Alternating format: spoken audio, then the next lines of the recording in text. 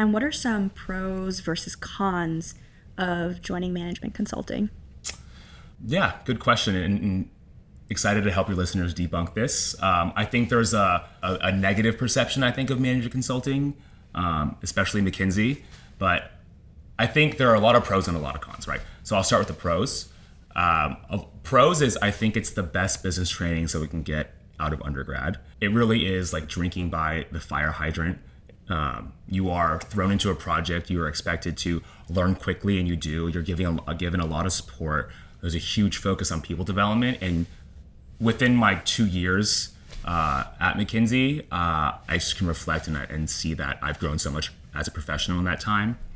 I think another pro is that your scope of what you can possibly do is very broad, right? I think going back to our earlier conversation of how do you know what you want to do? And that was my exact question leaving college, and consulting was pitched to me as a great opportunity to do something without fully knowing what you want to do, right? So you can ping pong between consumer, healthcare, sort of government, industrials, and get a little flavor of everything and see where you might want to end up when you exit consulting.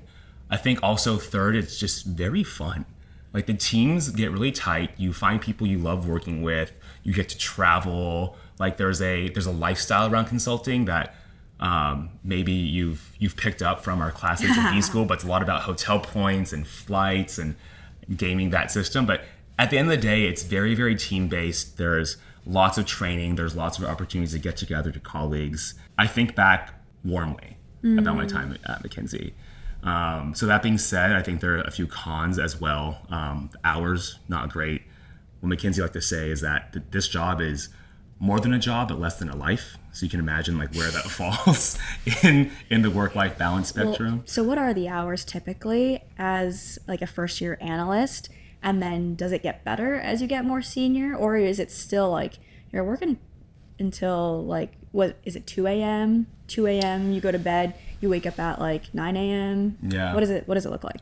There's a lot of inputs to that equation. In the beginning, you're less efficient, right? So it's going to take you longer to do things.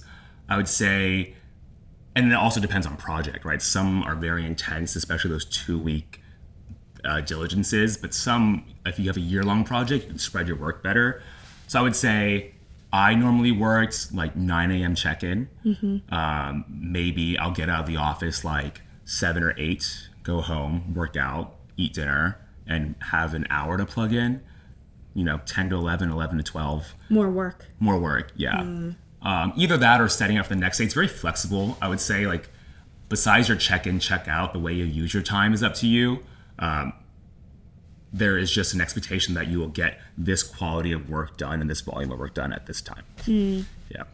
My best projects, honestly, I got away with like working 6 hours a week or 6 hours a day. Sorry. 6 hours a week. Which can you one imagine? is it, Mike? 6 hours a day. This is during COVID though, so it's easier to hide. Yeah. And then at its worst? At its worst, I maybe worked until 4 a.m., woke up the next day at 7 back in the office and did that for a week. I know. Yeah. There's a camaraderie to it though. There is. Yeah. I talked about it in one of my last podcasts with Jen, the idea of swallowing the frog. Have you heard of that? What are you swallowing? Who's frog?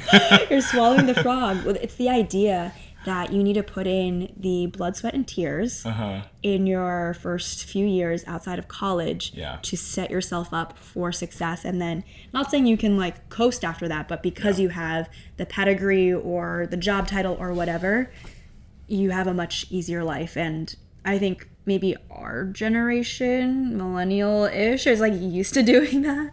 But I think the younger generations are really pushing back against that. Yeah. How do you feel? Girl, I swallowed the frog. I know. I swallowed that whole thing. I think that's right. And especially coming from, I would say, what I would consider like a target, but not so target school like UT Austin. I think there was a chip on my shoulder. Like I have a lot to prove and I want to aim for the best. And McKinsey was that kind of proof point for me too, of like, yes, I can go out and get this job that is so coveted that I want, at the time wanted. And I think, you never know, but I think it's part of the reason that I got here.